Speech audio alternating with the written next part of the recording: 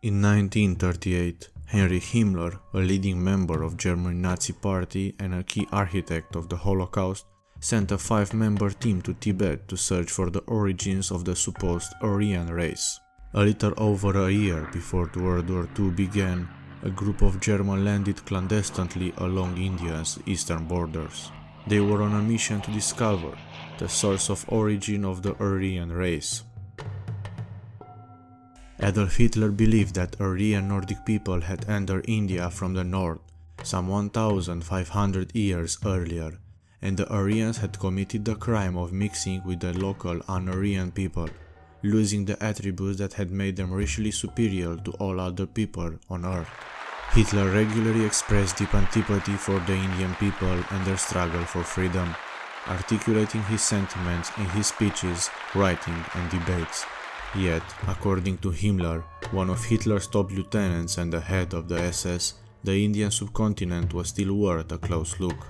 This is where Tibet came into the picture. Those who swore by the idea of a white Nordic superior race were believers in the tale of the imagined lost city of Atlantis, where people of the purest blood had apparently once lived. Believed to have been situated somewhere between England and Portugal in the Atlantic Ocean, this mythical island allegedly sank after being struck by a divine thunderbolt. All the Aryans who survived had supposedly moved on to more secure places. The Himalayan region was believed to be one such refuge, Tibet in particular because it was famous for being the roof of the world. In 1935, Himmler set up a unit within the SS called Bureau of Ancestral Heritage to find out where people from Atlantis had gone after the ball from the blue and the deluge, and where traces of the great race still remained and could be discovered. In 1938, he sent a team of 5 Germans to Tibet on this search operation. 2 of the team's members stood out from the rest.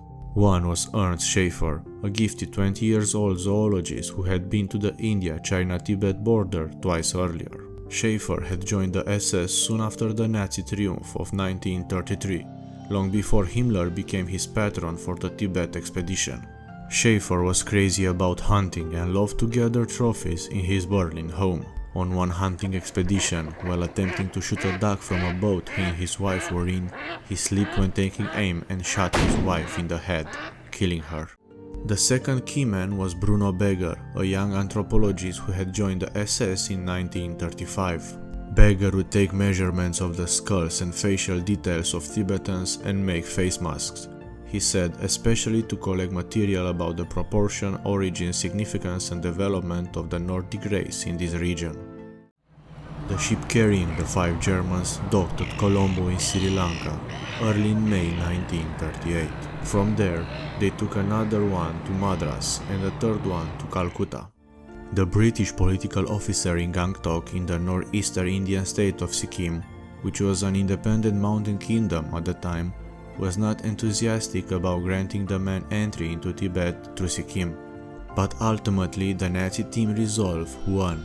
By the end of the year, the 5 Germans with swastika flags tied to their mules and baggage had entered Tibet. The swastika was a ubiquitous sign in Tibet, known locally as Yung Drung.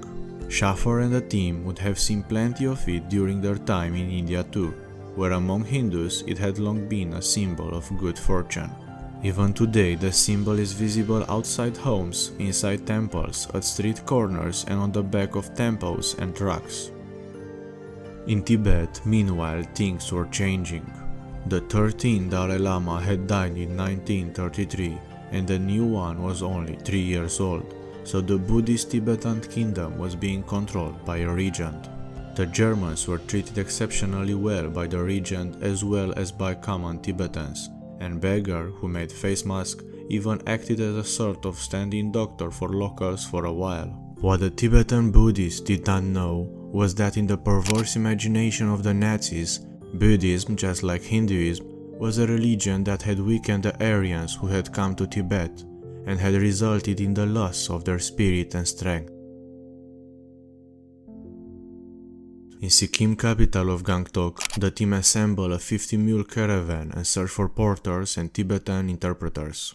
There, the British official, Sir Basil Gould, observed them and described Schaffer as interesting, forceful, volatile, scholarly, vain to the point of childishness, disregardful of social convention. Gold noted that Schaffer was determined to enter Tibet regardless of permission. In August 1938, a high official of the Rajah Tering, a member of the Sikkimese royal family living in Tibet, entered the team's camp. Although Beggar wished to ask the guest permission to measure him, he was dissuaded by the Tibetan porters, who encouraged him to wait for Schaffer to return from a hunting trip. Schaffer met with the official and presented him with mule loads of gifts. In December 1938, the Tibetan Council of Ministers invited Schaffer and his team to Tibet, but forbade them from killing any animals during their stay by citing religious concerns. After a supply trip back to Gangtok, Schaffer learned he had been promoted as the rest of the team. On January 19, 1939, the team reached Lhasa, the capital of Tibet. Schaffer proceeded to pay his respects to the Tibetan ministers and a nobleman. He also gave out Nazi pennants and explained the reverence shown for the shared symbol in Germany. His permission to remain in Lhasa was extended, and he was permitted to photograph and film the region. The team spent 2 months in Lhasa and collected information on agriculture, religion and culture. As the arrival of the expedition had been announced in advance, its members, according to Bruno Beggar's testimony, were welcome everywhere in Tibet and provided with all the things that they needed for their trip and sojourn. In Lhasa itself, they got into close touch with government officials and other noteworthy people. Schaffer met the regent of Tibet, Riting Rinpoche, on several occasions. During one of their meetings, the regent asked him point blank whether his country would be willing to sell weapons to Tibet. In March 1939, the expedition left Lhasa, headed for Gyantse, and was escorted by a Tibetan official. After exploring the ruins of the ancient deserted capital city of Yalung Podrang, they reached Shigatse, the city of the Page and Lamas, in April. They received a warm welcome from the locals, with thousands coming out to greet them. In a 1946 final interrogation report by American intelligence, Schaffer claims to have met the pro-German regent of Shigatse. In May, the expedition returned to Gyantse, where negotiations were held with local British officials about the trip back to India and the transport of expedition gear and collections. Just when it appeared that Schaffer and the others could spend more time exploring for their real research, in the guise of carrying out scientific investigations in areas such as zoology and anthropology, the German expedition was abruptly cut short in August 1939 by the inevitability of the war. Beggar had by then measured the skulls and features of 376 Tibetans, taken 2000 photographs, made casts of head, faces, hands and ears of 17 people, and collected the finger and handprints of another 350. Schaffer took most of his Tibetan treasures to a castle in Salzburg he moved to during the war. But once the Allied forces came in 1945, the place was raided, and most of the Tibetan pictures and other material were ruined.